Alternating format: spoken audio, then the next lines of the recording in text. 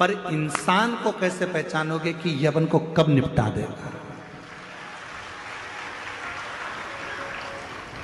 बिच्छू को पहचानना सरल है, सांप को पहचानना सरल है, शेर को पहचानना सरल है, कुत्ता को पहचानना सरल है, पर इस कलिकाल में, इस संसार सागर में, आज के समय में मनुष्य को पहचानना बहुत कठिन, बहुत कठिन। और देखो,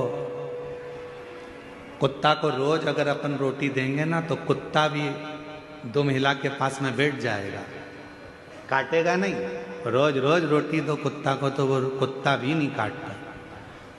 लोग कह देंगे वो काट खाएगा, नहीं नहीं वो अपना पालतू है, वो नहीं काटेगा, वो नहीं काटेगा, फालतू है।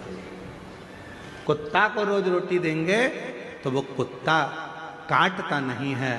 पर आज का संसार ऐसा हो गया कि पूरी जिंदगी आपने किसी को दे दी, पूरा धन आपने किसी को दे दिया, पूरी प्रॉपर्टी आपने किसी को दे दी, उसके बाद भी लोग काटने को तैयार बैठे हैं, आपको नुकसान पहुंचाने को तैयार।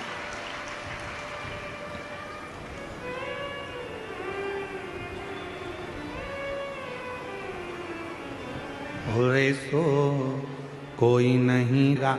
आप कुत्ते को पहचान सकते हो कि यह काटने वाला है, बिच्छू को पहचान लोगे काटने वाला है, सांप को पहचान लोगे काटने वाला है, पर मनुष्य को नहीं पहचान सकते, मानव को नहीं।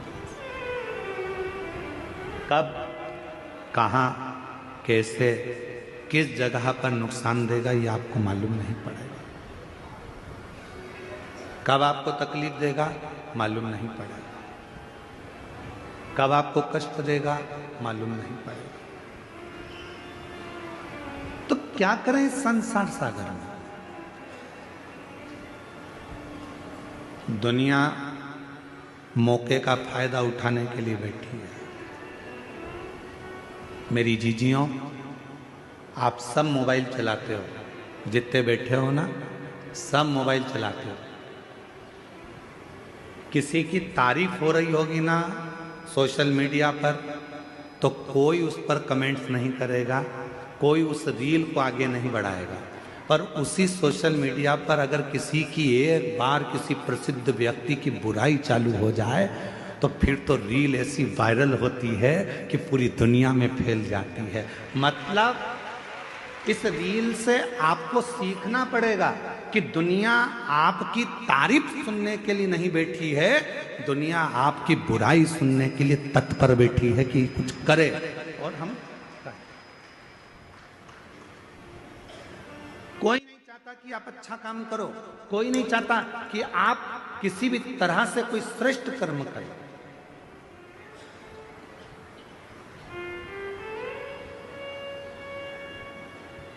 गौ माता के जो रक्षक हैं, गौ माता की जो सेवा में लगे रहते हैं, राष्ट्र की जो सेवा में लगे रहते हैं, सनातन धर्म को आगे बढ़ाने में लगे रहते हैं, सनातन धर्म को मजबूत करने में लगे रहते हैं, दुनिया के लोग उसी की बुराई में लगे रहते हैं। जितेंद्र जी, दुनिया की रीति है, आप तो इस क्षेत्र में रहते हैं तो आपको ज़्यादा मालूम होगा कि जो सनातन को आगे बढ़ा रहा है, जो धर्मांतरण को रोक रहा है या किसी भी तरह से वो गौ माता की सेवा कर रहा है, तो दुनिया के लोग उसी के पीछे पकड़कर उसी की टांग खींचकर उसी को नीचे गिराने में लगे रहते हैं। ये रीत है। आप देखना जितेंद्र जी, हम तो कथा करके चले जाते हैं पर लोगों के स्मरण में वो चीज़ रहती है, बैठे वो स्मरण में। कोई अच्छी रील तुम्हारे सामने आएगी मोबाइल पर, किसी की तारीफ आ गई, उसने इतना अच्छा काम किया, कोई उस रील को आगे नहीं बढ़ाएगा। पर किसी बहुत प्रसिद्ध व्यक्ति की अगर कोई ने एक बार निंदा लिख दी, बुराई लिख दी, तो लोगों ने उस रील को वायरल करना प्रारंभ कर दिया। काकी जी देखो उनके बारे में क्या बोल रहे हैं, चाचा जी देखो वो महाराज के बारे में क्या बोला गया। लोग शब्दों पर शब्द कहते रहे थे। ध्यान देना, भगवान देवताओं ने भी शिव जी को नहीं छोड़ा, खुद के ससुर ने भी शंकर भगवान को नहीं छोड़ा, दक्ष प्रजापति ने भी शंकर भगवान को अपशब्द पर अपशब्द कहे, साड़ू भाई था कामदेव, उसने भी नहीं छोड़ा। सती की बहन थी रति, कामदेव की पत्नी, उनने भी कहने में नहीं छोड़ा। जितने भी रिश्तेदार थे, जितने भी कुटुंबी थे, जितने भी लोग थे, सबने शंकर भगवान को अपशब्द किया। उसके बाद भी शिव जी ने किसी का बुरा नहीं करा और देवताओं के हित के लिए विष पी गए और नीलकंठधारी बन गए।